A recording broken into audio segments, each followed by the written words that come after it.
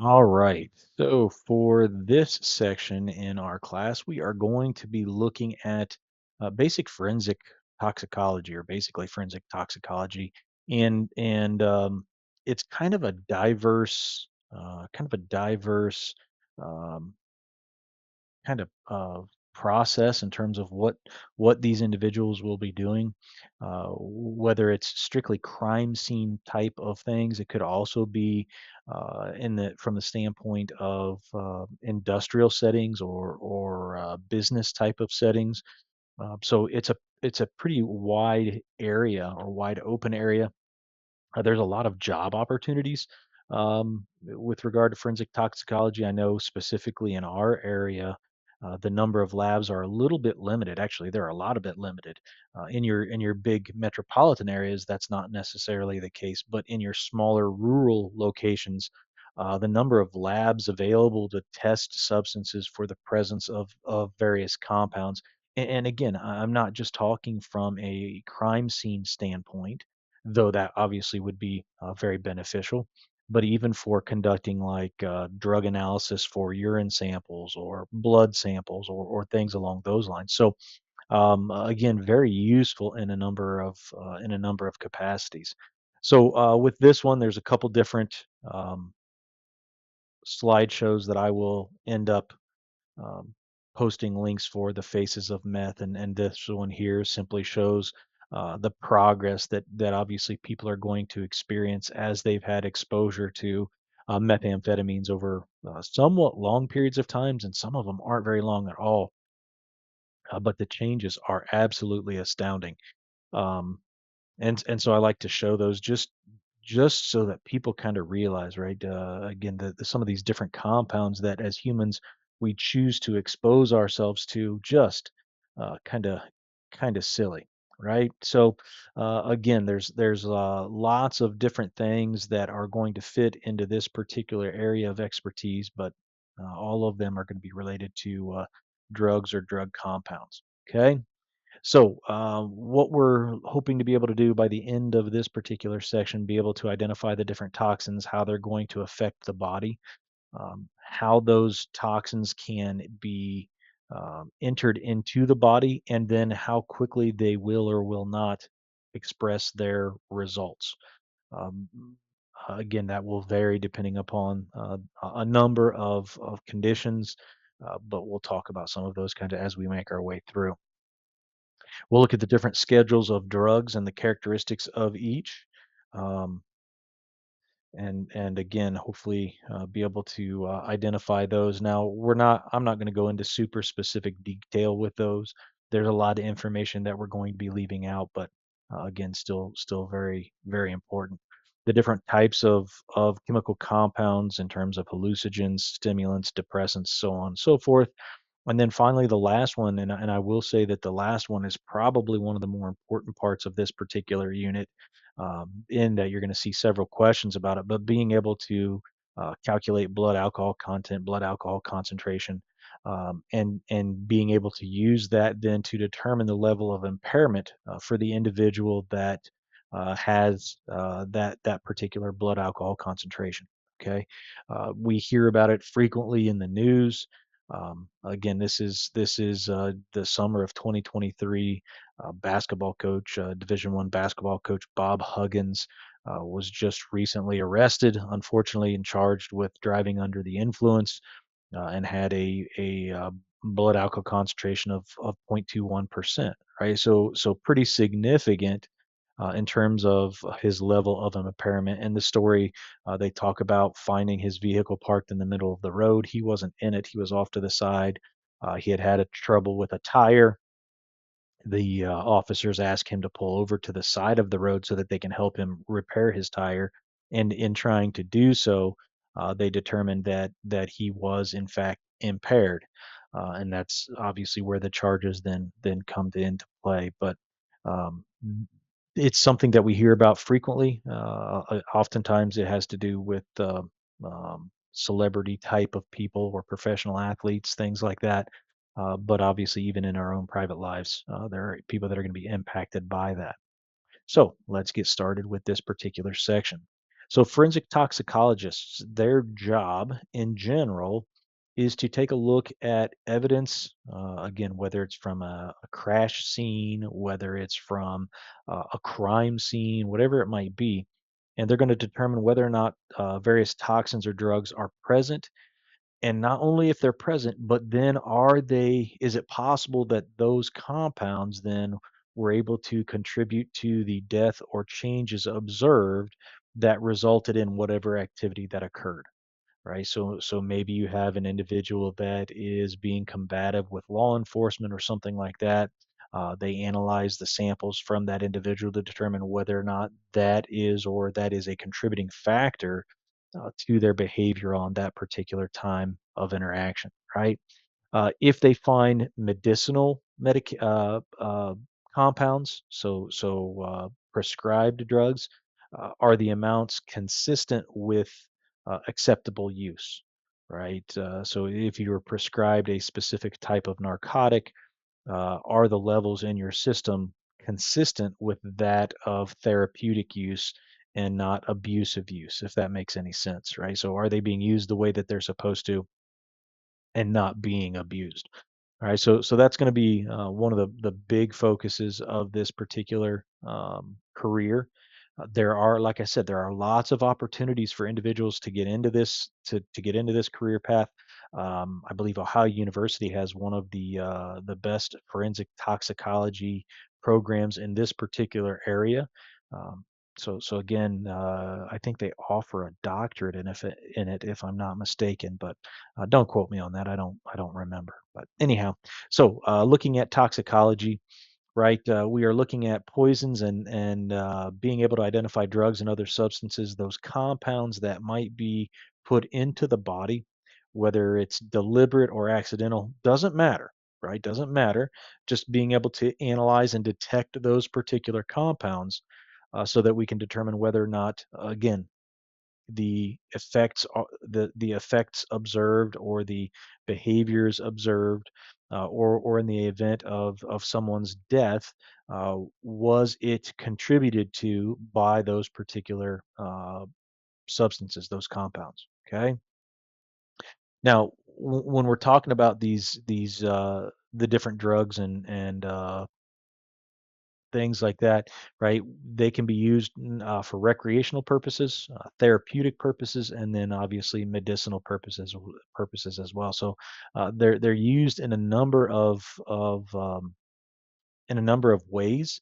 You could also throw into that for criminal purposes as well, right? In the event that someone is trying to maybe um, sabotage, if you will, someone's job opportunity, or whether they're trying to take advantage of that individual, maybe have them sign over documents or um, be able to assault those individuals, or something along those lines. So again, lots of different ways that drugs end up being used, and for lots of different reasons.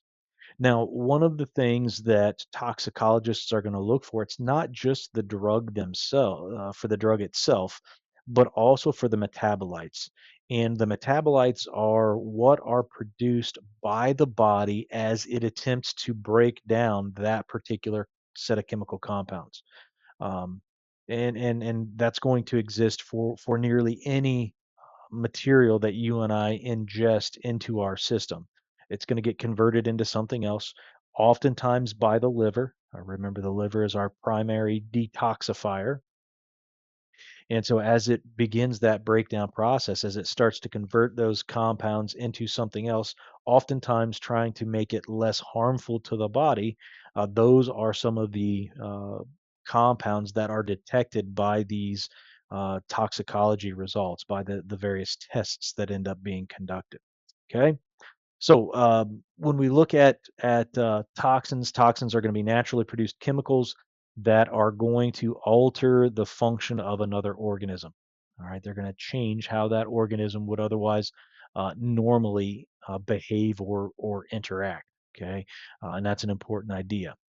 Poisons, on the other hand, are going to be either naturally or manufactured in terms of their creation, but they can cause harm in some capacity. Sometimes it's a lot of harm, sometimes it's not as much. oftentimes what you'll find is that it's going to be dictated by the amount of material that a particular individual ends up being exposed to. That's a really big contributing factor.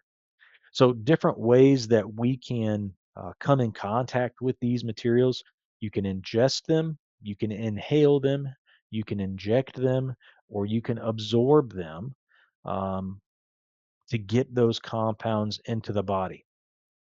And we have all different means of being able to administer medications.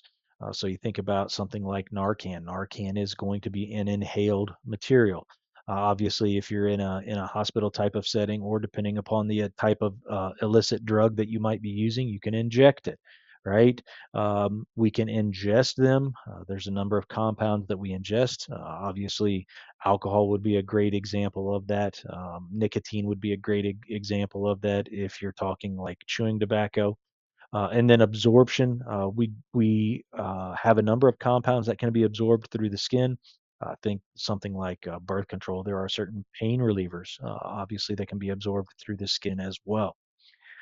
In terms of speed of um, assimilation into the body, or rate at which it can affect the body, injection is going to be the fastest, followed by inhalation, followed by ingestion, and finally absorption.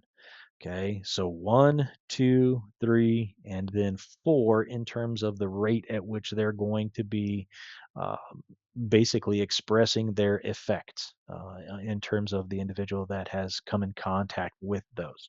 Now, again, it could be an accidental event, it could be a deliberate event, or it could be an intentional act by the individual. Again, lots of different ways that can take place. Now, there is a kind of a famous quote, if you will. The long version of it is: "All substances are poisons. There is none which is not a poison. The right dose differentiates a poison and a remedy." This is an ancient Greek guy from 1493 to 1541, to give you perspective.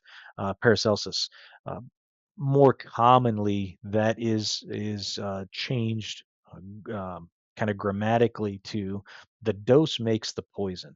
The amount of material that you come in contact with is going to dictate how toxic that material is. But we know just about everything in the right amount has the potential to be problematic to us. It's just whether or not we are exposed to that quantity in the right period of time. Okay. So as we look at drug testing and toxicology, um, Socrates was poisoned with hemlock in 300 BCE, right? Um, and following Socrates, and probably even during Socrates' time, um, poisoning really started to gain in favor. It became a very popular way of dealing with individuals. In particular, arsenic and cyanide, because they are so lethal in such small quantities. They were a preferred method, if you will, um, by the 17th century. Okay, arsenic was so famously used that it became known as inheritance powder, because in families, if you had someone that was wealthy, and you had subsequent heirs to that wealth, they oftentimes would uh, provide lethal doses of arsenic to the older members of the family, to have them die, so that they could then inherit that wealth and become the wealthy older members of that particular family. It was a very popular means of being able to um, collect the financial falls, if you will, of that particular individual.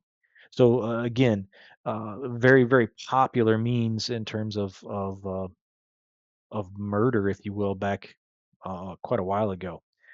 It was so popular that it became a profession. There were people that you could pay, which again we know still exists today. Not poisoning probably quite as much, though probably still a possibility. But you could pay individuals to get rid of other individuals. In the late 1700s and early 1800s, there were a couple different physicians that created some new methods to be able to detect arsenic and several other different drug compounds, different toxins. And so that really started then to kind of curtail the poisoning fad, if you will. Uh, and so today, again, being able to detect various compounds is still a very important process. And while we talk about poisoning as a means of being able to kill people, it's a really small amount. I believe less than 0.5% of all homicides are going to be from poisoning. All right. So put that into perspective. It's a very unusual means of being able to try to kill someone. However, um, deaths as a result of exposure to chemicals is not that low. It's a pretty common thing. Obviously, when we start looking at the number of drug overdoses that exist in the United States or even around the world, it's going to be much higher than. All right. So as we look at drug testing and toxicology, um, the Food and Drug Administration was formed in 1959. Very important governmental oversight group or watchdog group, if you will. Their job was to help determine safe levels of different compounds and things like that that we would be exposed to.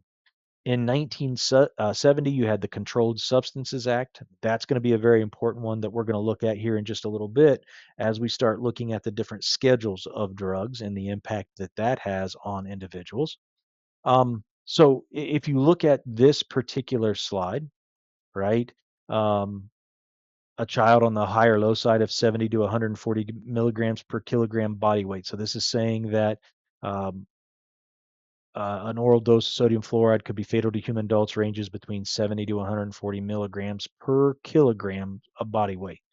Well, obviously, kids you would anticipate would be on that lower side, right? Children are going to have a much lower body weight. Their immune systems are much less developed.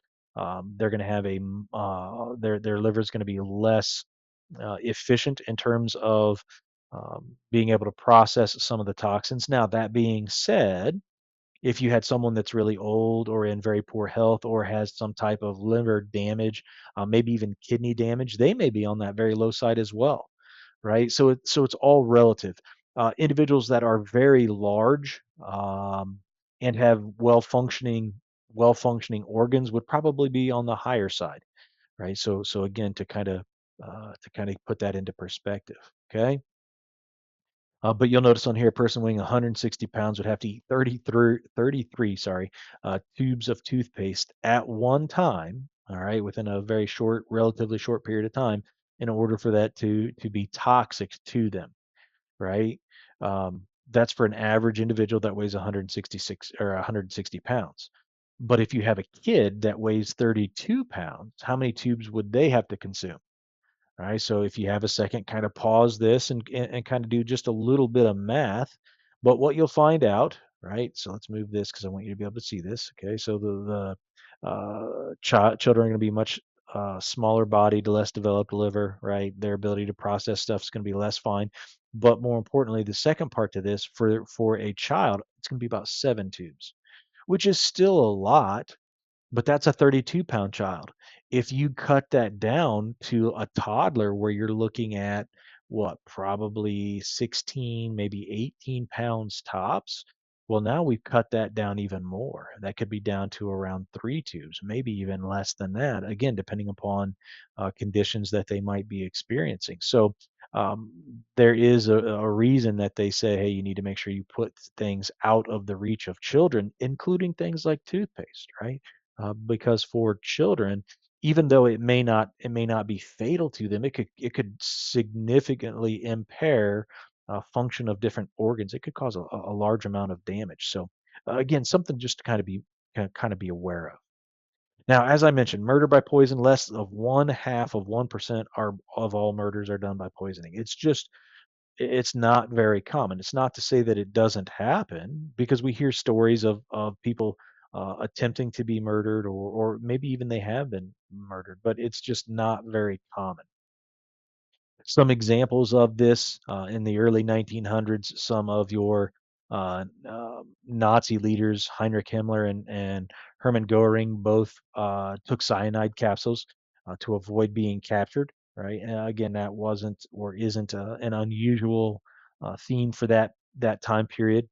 Jim Jones and the cyanide punch that he ended up giving to a number of his followers in, I believe it was in Africa, South Africa maybe, resulted in the death of about 900 people all at one time. Right, it was a big, big, big deal. There have been a number of other individuals, some former heads of state, and then in 2018, there was a Russian spy that had been poisoned. There is Russian dissident that has been poisoned a couple different times or attempted to be poisoned a couple different times.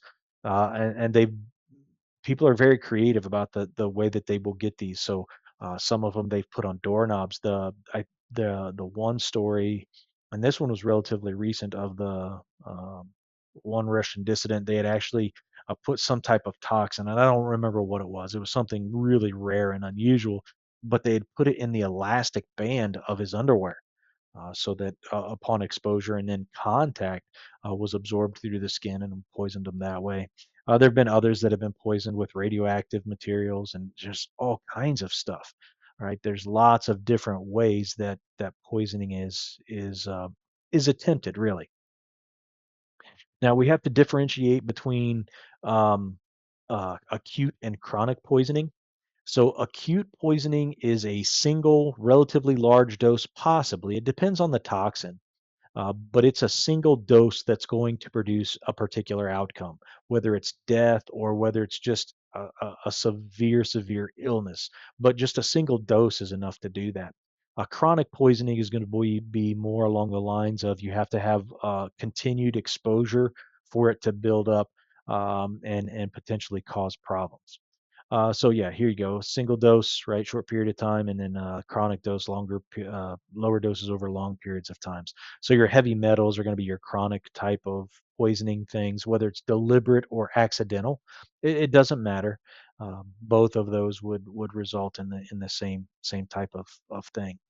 So when you look at how materials affect the body, right, most compounds are going to be intentionally taken in the context of medicine, right? We deliberately take those things in the hopes that it's going to help fix whatever it is that ails us, right? So that's going to be the medicinal thing. Accidental exposure can come from our food or environment. Again, if you have a particular compound that's on a food item that you may not know is there, didn't wash it, you ingest that, or something that's in the environment. There is the case. So, for example, gosh, it was, I want to say maybe the late 1970s or early 1980s. Don't quote me on that. But there was a release of a toxic gas from a storage tank in a place called Bhopal, India, and I believe cyanide was one of the ingredients, but again, don't quote me on that. Um, but this giant gas cloud moved through several villages and resulted in a number of deaths of some of the villagers and a number of other individuals that got sick. So that could be an environmental toxin that people could be exposed to. You could throw anything. You could throw a number of other things into that as well. Maybe even if it's something so an accidental exposure would be like someone that's allergic to shellfish, right? And their food was prepared in such a way that maybe there was some juice from a shellfish that was being cooked that got onto their food item or their plate or whatever, and they came in contact with that, right? Could still be toxic to those individuals. So something to be mindful of there. Recreational ingestion, or then in the case of suicide. So again, we talked about the different ways that material enters the body, and it's going to affect how the body is then going to be able to respond to that. So whether it's going to be injected right into a artery or a vein, whether it ends up being inhaled and making its way to our lungs, and then obviously zipping around via our bloodstream that way, whether it ends up being ingested or whether it ends up being absorbed. All of that is going to affect how it is going to work in the body. So once we have the material, the different stages that are gonna basically be gone through, you're gonna have the absorption phase, right? So we talked about the injection, inhalation, ingestion, and then finally absorption as being the slowest. But we've got to get that compound into the body. So again, when these different drug manufacturers are coming up with these compounds or different medications, they have to think about, okay, what is our target? Meaning, what is it that we're trying to fix or helping to alleviate, and how can we best get it there without it being broken down or deactivated? Because again, remember, the body's going to attempt to clear a lot of these things before they can cause damage. Well, again, some of the damage that they cause, supposedly, is designed to help us as well, right? To help to reduce some of the effects that we're going to see. But regardless, all of them are going to require the drug to enter the bloodstream to be transported throughout the body. And once they're there, obviously they're going to then be able to do their job. Okay. So stage two then is the distribution. Once it's into the bloodstream, how does it get to where we want it to go? All right. And so most of the time, with relatively few exceptions, the circulatory system is going to be responsible for that.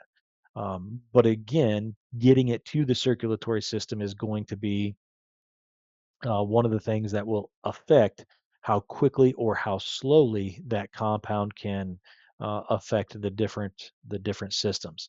So things that are going to be injected, again, because it's already in the blood. It doesn't have to diffuse or go anywhere else. It's into our blood, and our blood is being circulated. I don't remember how many thousands of times throughout the course of the day.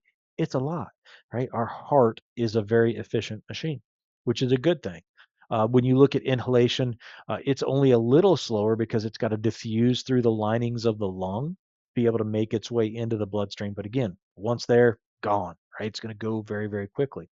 Oral dosing, it's got to be absorbed from the stomach through the layers of the stomach into the bloodstream. Some of that will then go to the liver to be detoxified, but a lot of it will not. That's what's going to allow it to do its job before it ends up returning to the heart and being circulated. So that's why it's a little bit slower. And then if you think about absorption, right, you're going to put it in a place where it's going to gradually make its way through the various layers of skin, through the layers of fat, through the layers of muscle, into your bloodstream to be able to be carried around to different parts. Okay. So it's going to travel everywhere uh, to basically exhibit its effects. The third stage in terms of the processing of these compounds is going to be metabolism. How that drug ends up being really affected by the functions of the body. So as they get broken down, they can convert it into those to the metabolites that I had mentioned at the beginning, into these other compounds that then these forensic toxicologists or just toxicologists in general can identify. Now, again, where that happens could vary, but as I mentioned, the liver is responsible for much of the detoxification that's going to take place in the body. And so, as long as you are a healthy individual, your liver is going to get rid of as much of this stuff as possible. But again, there's a certain period of time that the liver is able to most efficiently be able to work. Um, and so again, if you continually bombard that liver with greater amounts or continued amounts of that compound, it's going to decrease its effectiveness. The fourth step in terms of the processing of these chemicals is the excretion part. How then do we get rid of those chemicals, right? Because they don't stay forevermore. They get broken down and oftentimes they will be gotten rid of. Sometimes they're stored in different locations. If you remember back when we talked about our trace unit on hair, we said that hair could be used to determine drug use because there are a number of metabolites that, as they are cleared, will end up being stored in the hair. And so again, they could go back, they could pull a hair sample, and they could detect those chemicals in that hair and see how long ago it was that a particular individual used that particular drug compound. So again, kind of interesting there. So you're going to have the kidneys that are going to filter stuff out of the blood. Again, liver is going to function in that as well. Things that are going to be ingested but do not get absorbed are going to pass out with the feces. Um, uh, Absorbed stuff is going to have to go through the kidneys and liver and be gotten rid of that way. Some of the byproducts are going to be released in sweat. Alcohol is one of those that sometimes you can smell on people if they've had a hard night of drinking or a hard several days of drinking, and they start to sweat. You can oftentimes smell that. As they release that particular compound. And sometimes you'll also get the same thing in air exchange. Alcohol again can be that.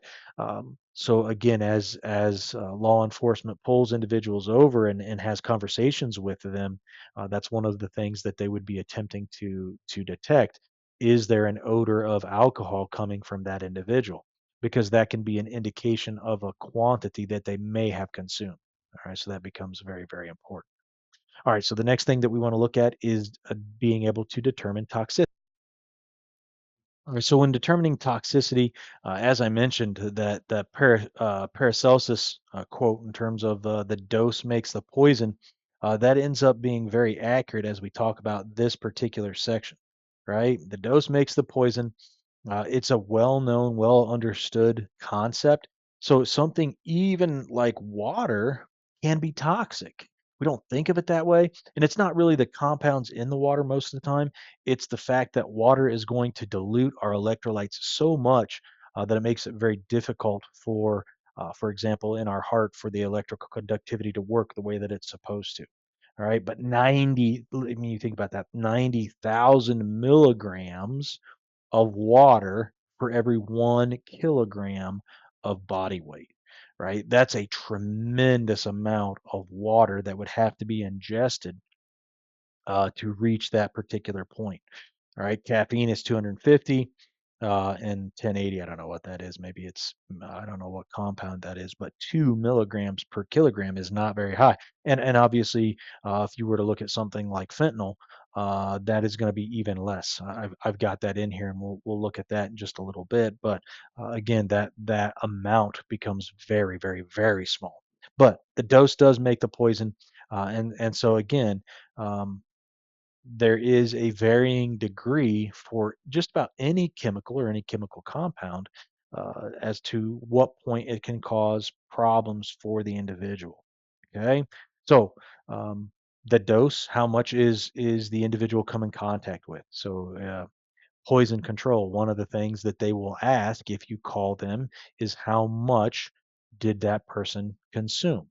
Or did that animal consume in the case of pets, right? Because that's going to be very important. If it's an exceptionally small amount and it's something like caffeine, it may not be such a big deal, right? Because again, it would take a fair amount of caffeine for that to be a problem for most individuals or for most organisms, but not always.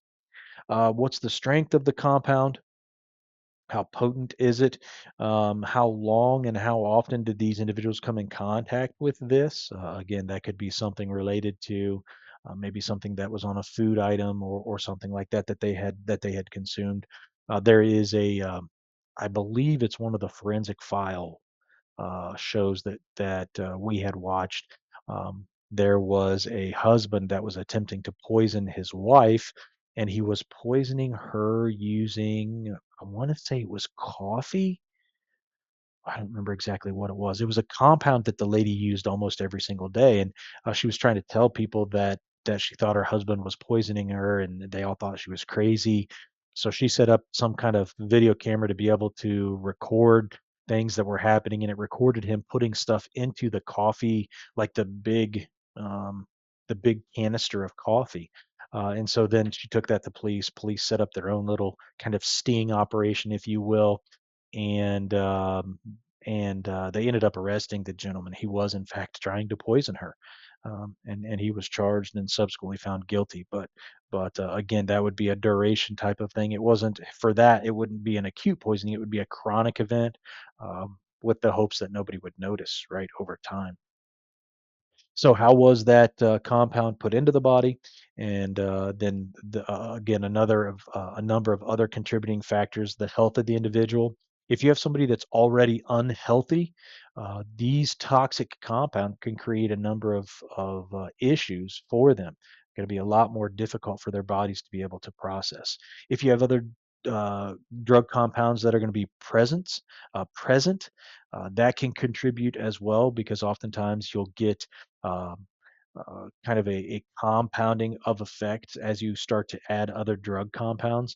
There are a number of medications that people take that say, "Hey, if you're taking this, don't drink alcohol, don't whatever it is, right? Whatever other compounds they say, don't kind of stack these on top of one another because it's not going to be very good." Okay, and again, that's going to vary depending upon a number of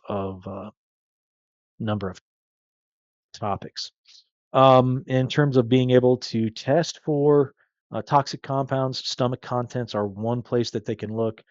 The liver, blood is very common. I mentioned hair just a little bit. They can even take samples from the vitreous humor of the eye.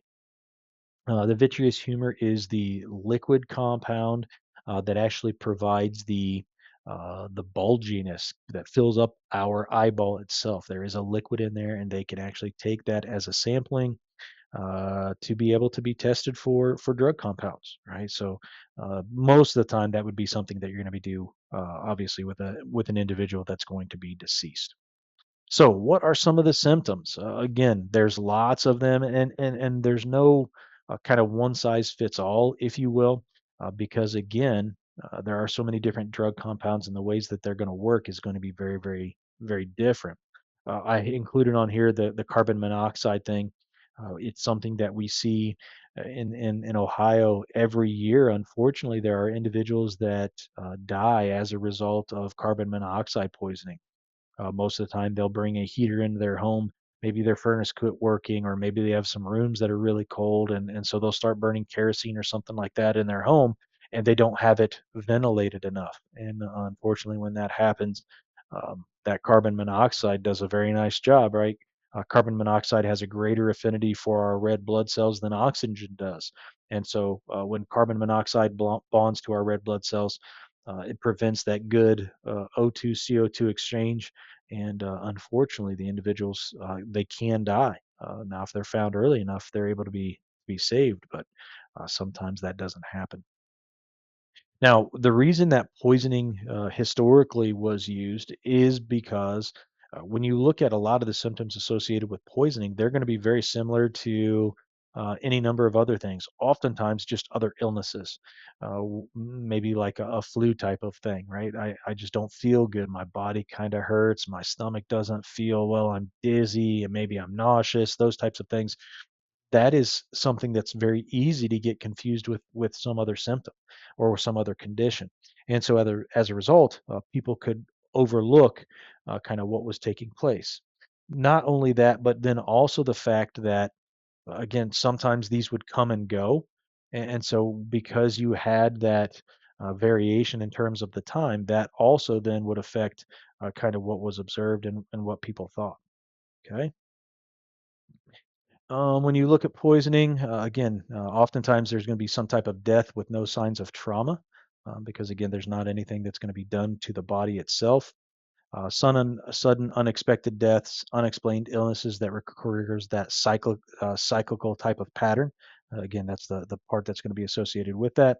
And again, similar symptoms in lots of people at the same time. If you have some big poisoning type of event, unexplained loss of consciousness, all of those are some symptoms that may show up. All right. So the next topic that we're going to look at is comparing drug addiction, drug withdrawal, and drug dependency. Oftentimes we hear these terms and we associate them and think they all mean the same thing, when in reality, they're very different in terms of their meaning. So with that having been said, when you have a physiological need for the presence of a drug in your system, that is known as an addiction. And what I mean by that is without it, you can't sleep. Without it, you can't concentrate. Without it, you shake or you get sweats or you physically become sick to your stomach and vomit and things like that.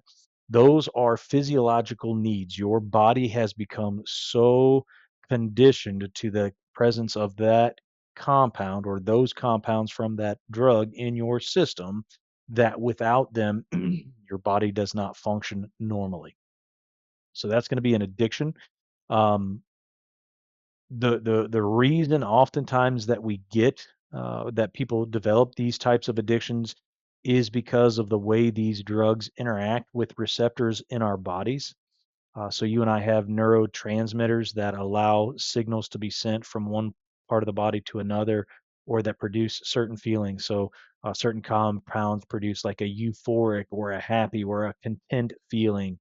Some of them allow us to feel like energetic, like is the case with caffeine or things like that, right? So a lot of these drugs then that people will take will mimic those side effects because they're going to bind to the same receptors which produce the same types of outcomes. When you have someone that is going through withdrawal, um, whether they've changed the amount of the medication or the drug that they're taking, whether they're changing when they use it or if they use it at all, potentially can cause them to die. There are certain drug compounds that, if you have been a heavy user, abuser for a long period of time and you stop cold turkey, it does have the potential to produce death. Regardless, almost everybody that goes through some type of withdrawal condition is going to have some type of illness, some type of or some feeling of non-well-being. So, for example, there have been several times that my wife has tried to quit drinking coffee in the mornings. She loves her coffee, and obviously really appreciates the boost that the caffeine provides her. When she has tried to stop that, just an absolute pounding headache, and it will last for days on end. She tends to become a lot more short-tempered. Her stomach doesn't feel good, like in the morning, so she'll drink her coffee, and that kind of calms her stomach, if you will. And that's something as benign as caffeine, right? When you start talking about individuals that have been abusing alcohol for many, many years or other drugs for many, many years, it creates problems for those individuals. And so, in order for them to get off of those drugs, oftentimes requires some pretty significant medical intervention.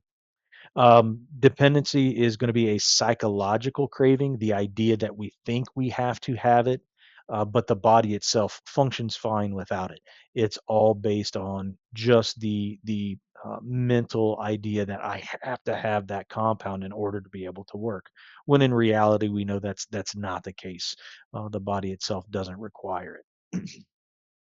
Now, as individuals use drugs or abuse drugs, the body develops a drug tolerance, which is the um, body's ability to handle greater quantities of that drug to produce or elicit the same type of responses, right? And that's going to occur as a result of the continued exposure to that particular drug or drug compound. Um, and the reason for that, as that brain works to remove the drug, it becomes very efficient at being able to do so. The problem with that is, in order for those individuals to experience that same euphoric high, that same feeling that they got maybe the first time or the first few times that they took that compound, they have to take greater and greater amounts of that particular drug to be able to produce those same types of effects. The problem with that, obviously, is at some point in time there is a ceiling, at which point in time they're not going to be able to produce that effect, and it will elicit or potentially produce death, right?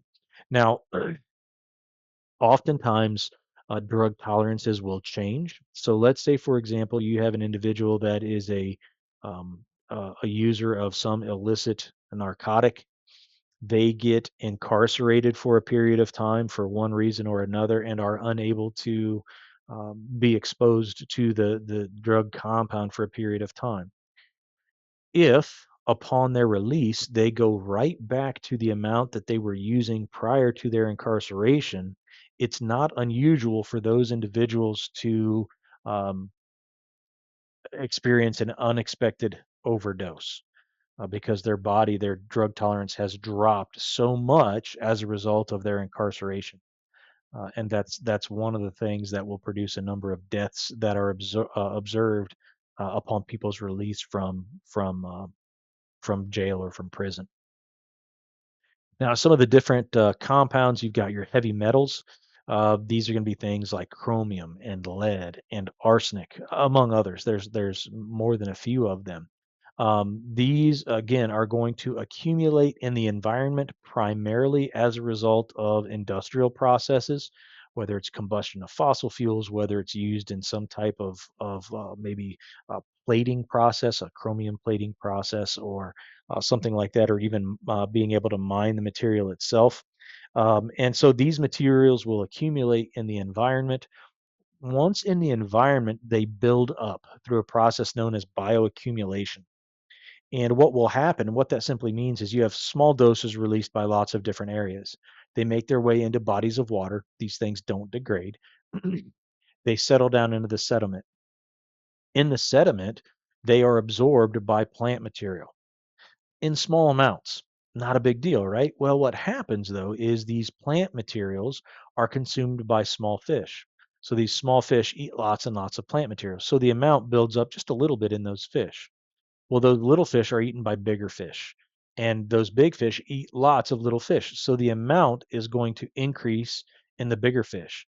Those bigger fish are then eaten by humans, and that large dose potentially could be enough to cause problems in us, right? It could cause birth defects. It could even cause death, depending upon the way that material or the amount of material that's in that particular organism.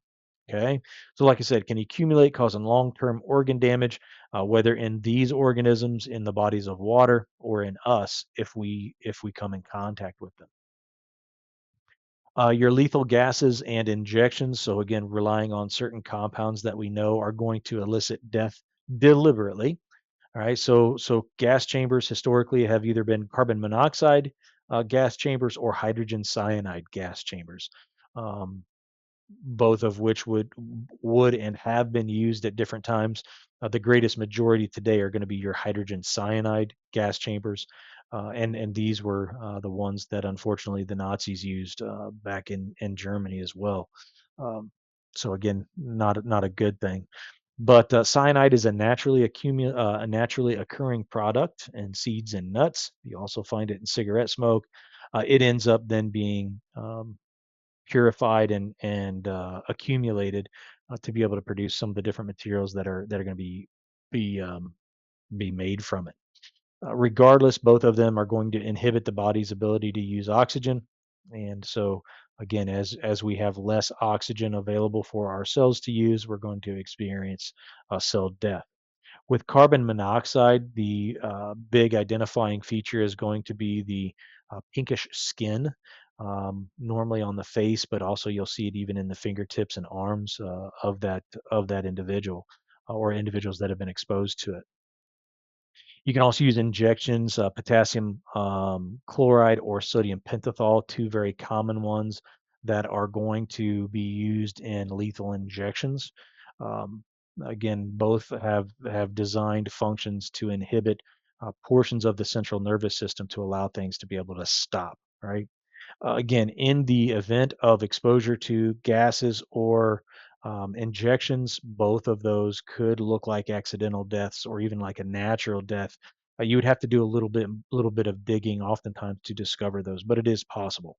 Um, so again, that wouldn't be a problem, or that would be something that would have to be taken into account as well.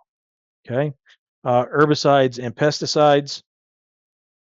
Um, Again, these are very common chemicals that we see in our environment today. They're used very, very frequently. We probably all have some Roundup to spray weeds with. You may not, but I would anticipate most people do. But herbicides are designed to kill weeds. Pesticides are designed to kill whether insects or some other type of pest organism, but both can be applied in a number of ways. Pesticides can be like solid blocks, maybe that mice chew on. They can come in the form of sprays, as you see this individual is applying. There's a number of ways that they can be used. They are designed to cause illness and death, but they're not designed to be used on humans. Unfortunately, we as humans oftentimes are exposed to these in terms of application processes. So individuals that spray Roundup are going to be exposed to the fume clouds as they apply those, even as they mix them. Potentially, same thing with pesticides. So if you're fumigating a home, maybe for bed bugs or I don't know for some other maybe cockroaches or something.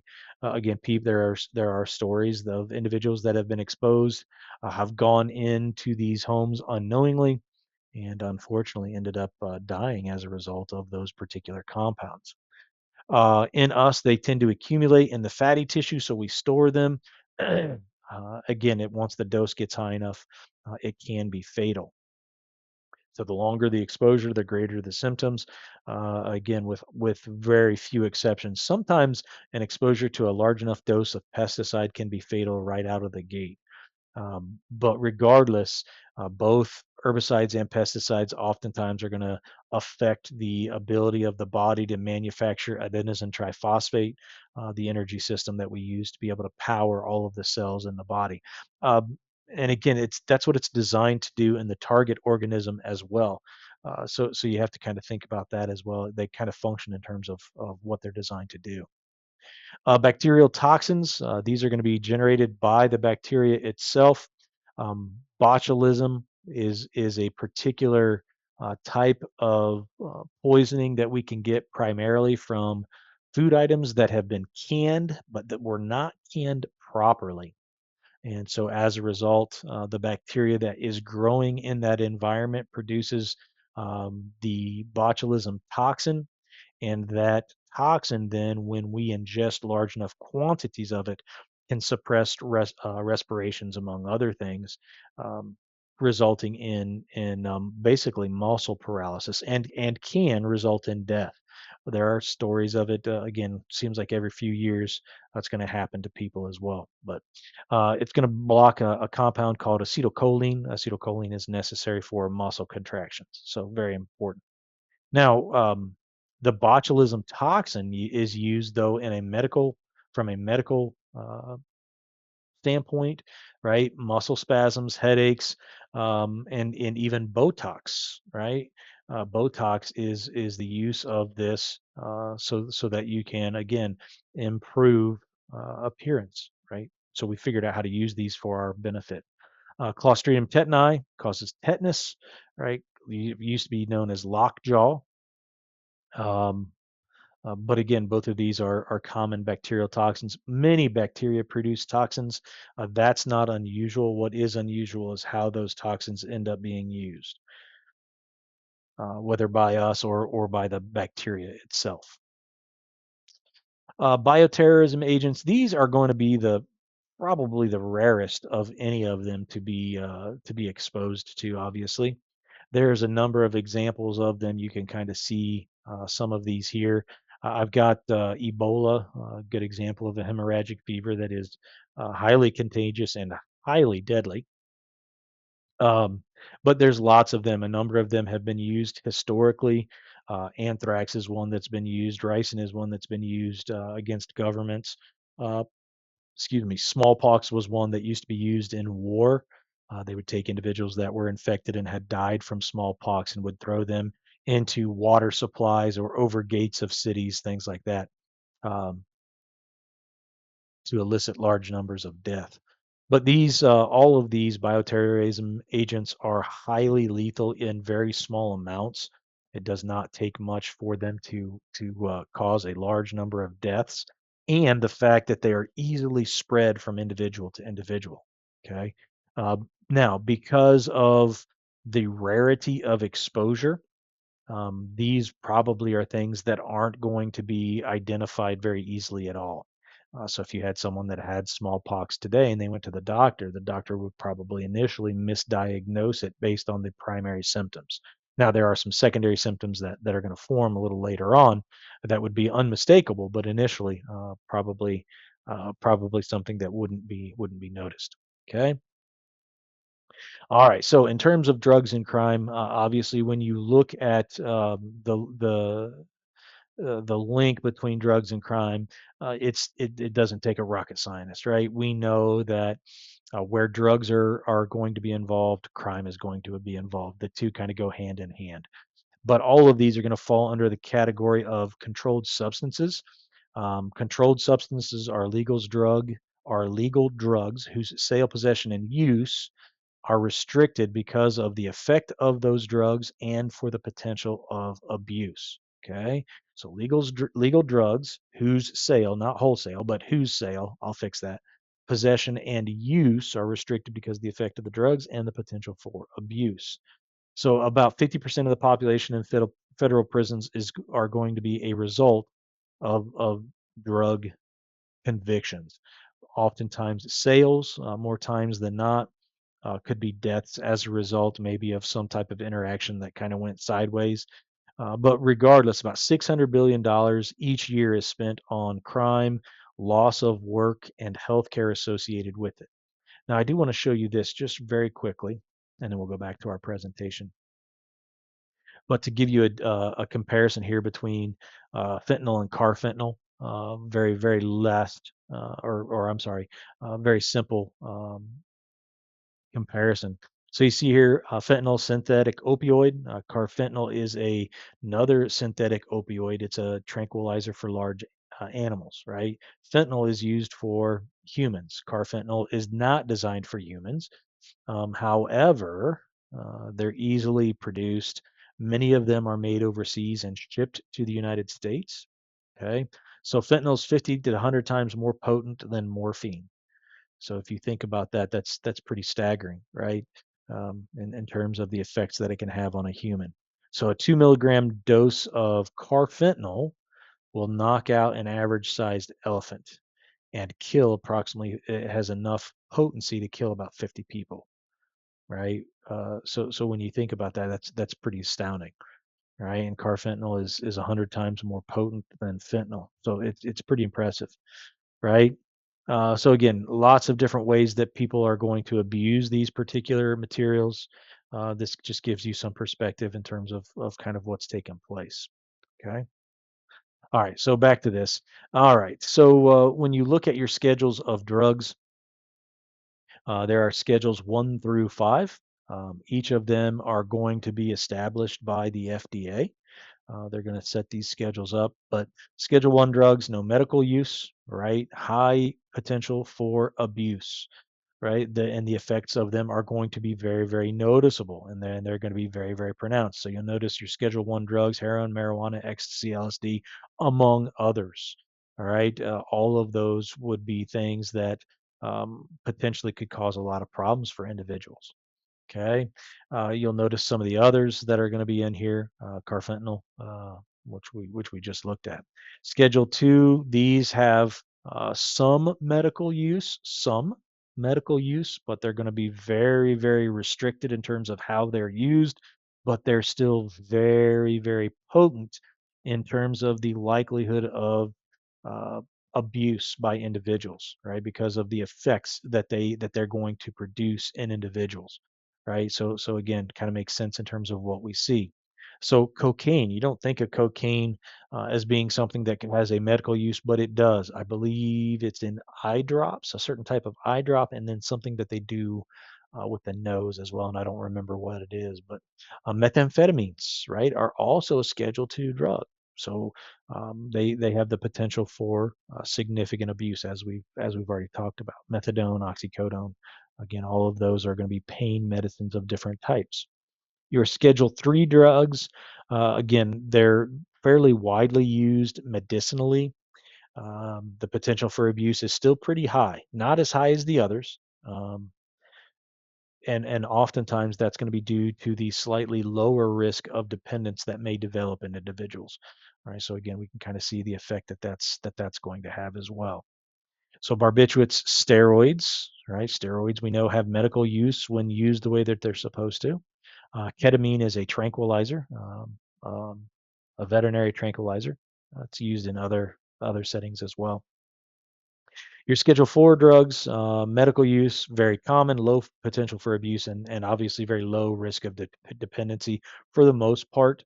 Xanax, Valium, sleeping pills, certain other tranquilizers. But with these, again, still you got to have a prescription for them. Really, with all of the scheduled drugs, you would have to have a prescription for any of them that you would be required to take. And then your Schedule 5, widely used for medicinal purposes, very low potential for abuse. The amount of narcotics is going to be very low in these, right? And so again, there's not really the allure or draw for individuals to abuse, many of your Schedule 5 drugs. Okay. Now, there are, in with regard to your controlled substances, there are 5 classes of controlled substances. You have your hallucinogens, your narcotics, your stimulants, your steroids, and then your depressants. And we're going to go through each of those just very quickly. We're not going to get into all the nitty-gritty associated with them, but just kind of touch on a number of these. So many of your hallucinogens are going to come from plants, and as a result, the effect that they have on the individual or the user is that it affects your perception, your thinking ability, your self awareness, and obviously your emotions. Okay, um, and so as a result of that, gives you some of that dissociation from whatever it is that you're doing. Some examples: peyote, marijuana, LSD, MDMA, and then PCP. All right. Again, this is by no means an extensive list, but it gives you some idea of some of the different ones that are going to exist. LSD and PCP, I believe, are both synthetically manufactured. We know peyote is not, marijuana obviously is not. Ecstasy, I know, is. So again, they're not all from plants. They can be human-derived compounds as well. Um, of all of the controlled substances, narcotics are probably one of the most common ones, and we know today one of the most abused with the opioid crisis that obviously has gripped our nation for the last, well, probably 15 or maybe even 20 years now at this point. But narcotics are designed to dull the senses. Um, so that we don't or are unable to perceive what's going on around us or in us as well. So your morphine and things like that are obviously going to be used to reduce pain, potentially being able to induce sleep, right, by suppressing the ability of the central nervous system to be able to send and receive signals, right? So that's going to be an important component of this as well. All of your narcotics are going to be extremely habit forming, every single one of them. That's why today doctors are much more hesitant to prescribe these because of the potential for dependency and abuse. So all of your opiates, heroin, codeine, morphine are going to fall under this category. Hydrocodone becomes part of that as well. Oxycodone, all of those are going to be good examples of narcotics that dull pain, dull senses, are extremely habit forming and form a great dependency. The next group of controlled substances are your stimulants. Some of these have genuine medicinal purposes, your Ritalin and Adderall without a doubt, but some of them do not. Crack, cocaine, ecstasy, yeah, not so much, right? Those are going to be your illicit substances that are just going to be used or abused, I guess I should say. But all of these are designed to increase feelings of energy and alertness, but all of them also suppress appetite. So individuals might take these medications to help lose weight, um, among other reasons. I know Adderall and Ritalin are uh, oftentimes abused in college settings as individuals are working on big projects or during exams because they can obviously stay awake and study for longer periods of time because you're going to be more energetic and more alert. Not that that's a good thing in this setting, but again, it's one of the ways that they are used. Once you have the high or the euphoria from that material wear off, there is a period of depression oftentimes that will follow that. So often individuals will chase that again with another stimulant to prolong the effects of their euphoric feelings. So your amphetamines, methamphetamines, and then cocaine, Ritalin, Adderall, again, like we talked about. All of these are going to be highly addictive. And again, individuals will chase that euphoric feeling by increasing the amounts that they're going to come in contact with. The anabolic steroids, we don't think about anabolic steroids as being a controlled substance, but obviously we know that they are. Today, there are a lot of people that will abuse these and are very open about it.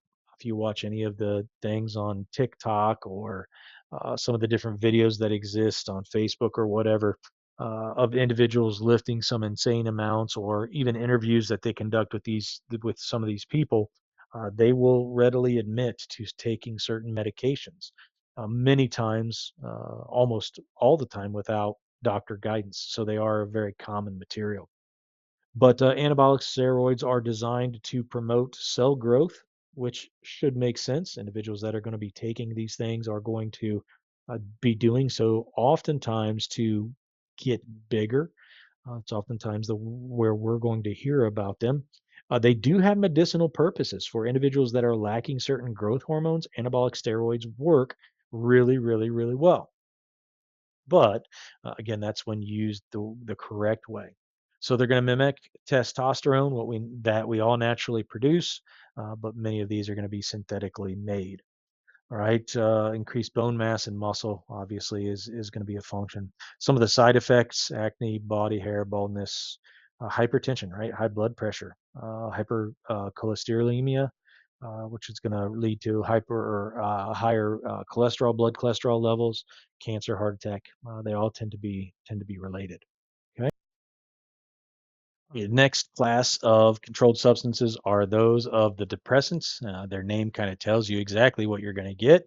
Um, People are going to consume or use these medications kind of obviously as a self-medicator oftentimes. Um, and so, again, they're going to reduce wakefulness oftentimes. And you can see here the list of some of them. So remember, opioids and opiates were also in our narcotics group as well. So you'll see some overlap with more than a few of these. But again, they're going to slow down our central nervous system, affecting the GABA neurotransmitter. So GABA is that neurotransmitter that reduces brain activity and basically increases sleepiness. Okay, it's going to be a depressant, a downer, if you will, designed to bring us down from our normal state of wakefulness. Individuals that are going to abuse these can experience slowed heart rate to the point that they end up dying. Right, between that and the suppression of good respirations that can produce death. Um, I believe, don't quote me on this, but I believe um, these are some of the depressants that were used that resulted in the death of Michael Jackson, I believe. I'd have to look to make sure on that. But barbiturates and benzodiazepines are going to be a couple of those. Obviously, you can see here alcohol and some of the others as well. Alcohol is not one of our controlled substances. While it is regulated by the government in that you have to be 21 years of age to purchase and consume alcohol, it is not regulated by the FDA. All right, it is a central nervous system depressant. That is why, or for most people, when they drink in excess or to past a certain point, many people become quite philosophical and sad, if you will. There are not many people that, as they drink, become happier, or once they get past a certain point, are not very happy. That goes against what that group of chemicals are designed to do, or the way that they're designed to work in the human body. Okay, so alcohol is toxic to the body. The liver is going to process the alcohol as you consume it. It gets converted into the acetaldehyde.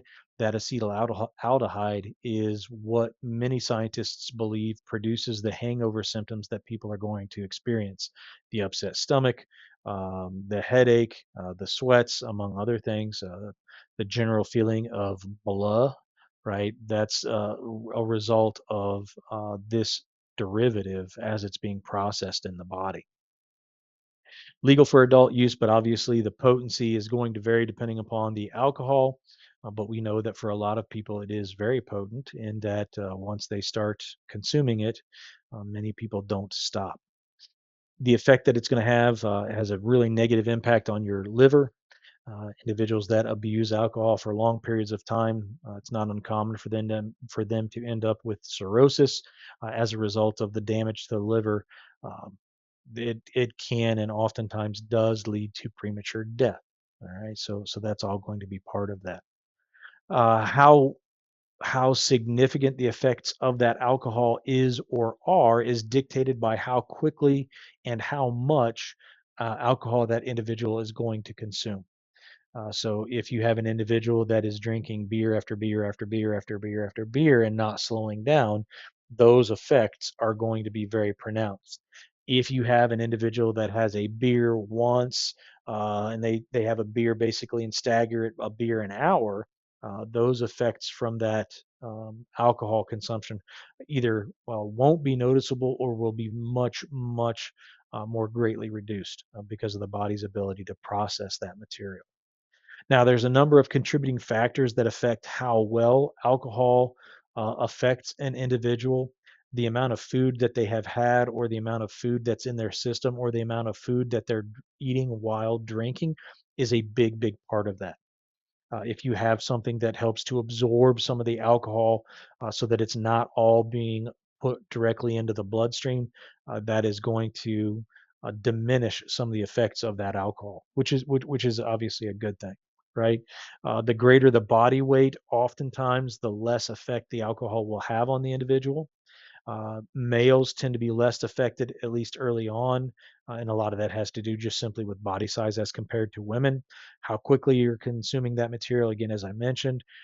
If you have some pre-existing health conditions that can make the alcohol have a more dramatic impact on your being in terms of its effects. Any other medications? There are certain medications that you don't take with alcohol. They can make you violently ill. They can also compound the symptoms and obviously make the symptoms worse. And then finally, your tolerance. How much alcohol you regularly consume will all affect how that alcohol will affect that individual. So when you look at alcohols, being able to calculate the amount of alcohol that is present in a drink, it's going to vary depending upon the type of drink that an individual is consuming, whether you're talking about liquor or beer or wine or whatever. But regardless, as that central nervous system is impaired, slurred speech, loss of coordination, nausea, headache, all of those are side effects of that particular compound. Okay.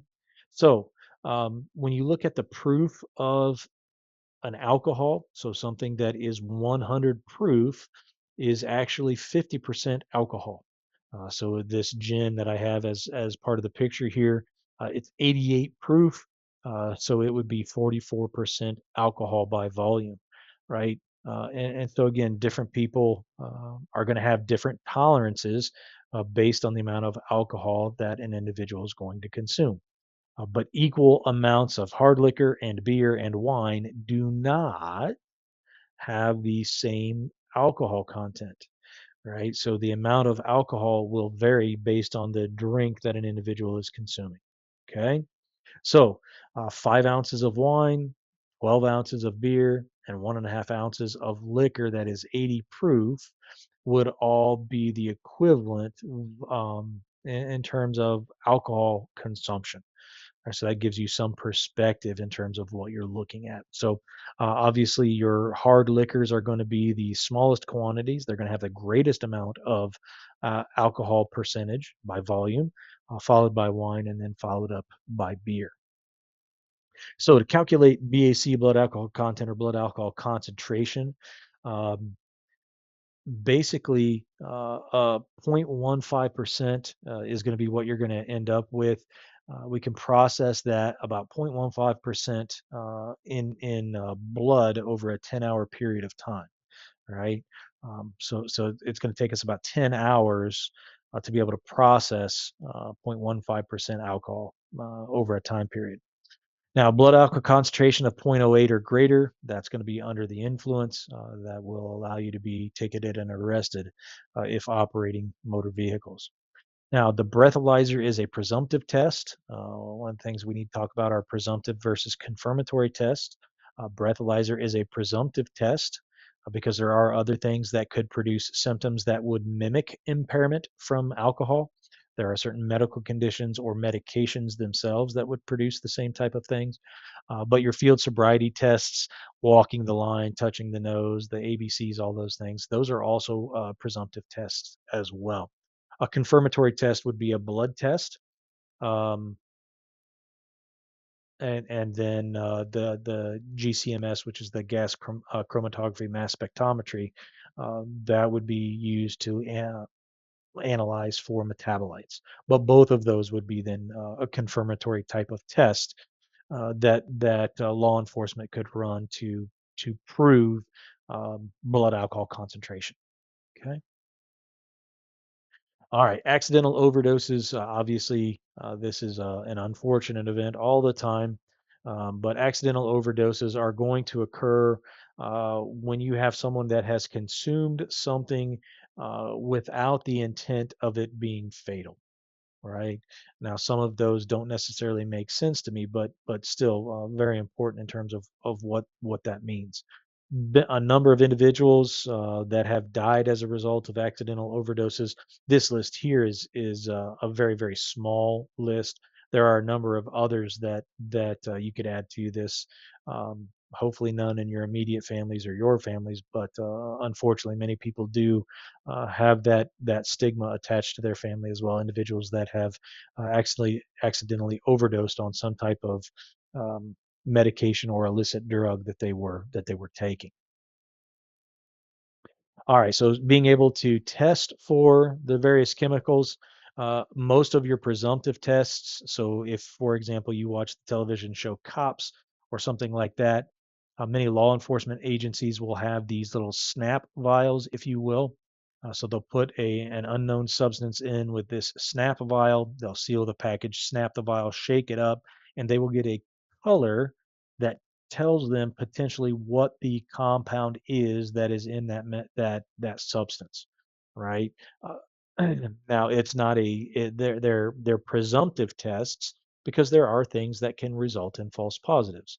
So in the event of that, in the event you get a positive presumptive test, your confirmatory tests are going to then be used to follow that up to prove that yes, in fact, this is um, what that chemical is supposed to be or what that chemical was. So, gas chromatography, mass spectrophotometry, that's your GCMS, your liquid chromatography, mass spectrophotometry, both of which can identify the individual compounds in the mixture of a chemical uh, makeup. All right. And the way they do this, that material in the GCMS is ionized. So they put it in, it gets ionized, and depending upon the rate at which those chemicals move through the various stages of the machine, it's going to help dictate what the compounds in that material are. And so what you'll get these peaks. These peaks now on the machine, you won't get the cocaine, lidocaine, or caffeine. It will tell you what the peak is, and that peak will correspond to certain drug compounds. And there's catalogs of all of that to be able to be used to be able to determine what those particular materials are. But oftentimes, and they can do this in blood samples, they can do this in urine samples, they can do it in a let's say a powder that was collected at a crime scene. They can run those same tests on each of those different materials to determine what is in fact present in each of those settings. All right, so this is our unit on forensic toxicology. I think it's kind of neat. Like I said, there's lots of job opportunities, and a lot of independent labs are being created because of the need for individuals to be able to go out to work sites and test workers, or to be able to test these different potential employees for different businesses. But again, lots of different applications to this particular field. If you have any questions, let me know. Otherwise, I will talk to you soon.